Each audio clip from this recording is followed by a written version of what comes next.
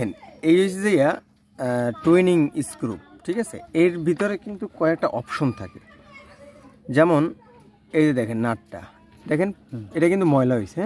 এই ময়লার কারণে কিন্তু এই যে তেলটা আপনার বেশি খায়, ঠিক আছে। এইটা কি করতে হবে, সুন্দর করে মুছতে হবে। আমি মুছে নিই, দরকার তেল দিয়ে মুছে না, তেল সব জায়গায় তেল খাটে না। আচ্ছা আচ্ছা, এই যে যেমন এই যে পরিষ্কার হয়ে যাচ্ছে, এই জায়গায় আমি মুছে নিলাম, ঠিক আছে। এখন কিন্তু চকচক করতেছে। তারপর এর ভিতরে কিন্তু একটা থাকে স্প্রিং। এই যে স্প্রিংটা ঠিক আছে কিনা, তারপরে আপনার এই মাথাটা ঠিক আছে কিনা, তারপর এই যে সিলটা এটা ঠিক আছে কিনা, কোনো হাওয়া টানে কিনা, এইগুলো আপনার গুরুত্বপূর্ণ।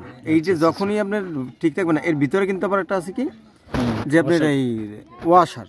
এখন এর ভিতরে আমি একটু তেল স্প্রে করে দেবো যেন ময়লাটা কেটে যায়, ঠিক আছে। এই যে আমাকে এলাকায় ঢুকানো, অন্য জায়গায় ঢুকানো, মেন জায়গাতে তার কোন জায়গায় চুলকে সুটটা ধরে ওখানে লাইন করতে আনবে। ওকে দিকে চলে ওটা তার সুরে কেস করতে চলে কই 1 কোটি টাকা 1.5 কোটি টাকা খালি মামলা করে।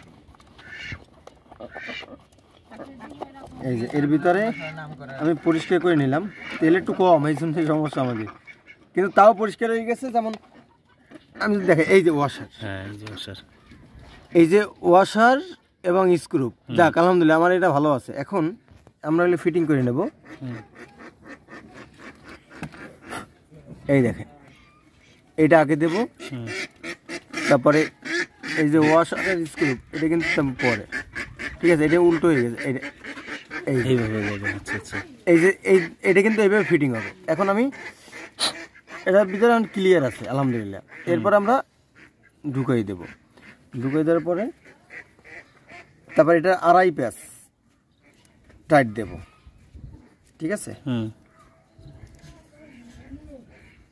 আমার পুরোটা টাইট দিতে হবে না, আমি একটা পজিশন, আমার একটা আন্দাজ হয়ে গেছে।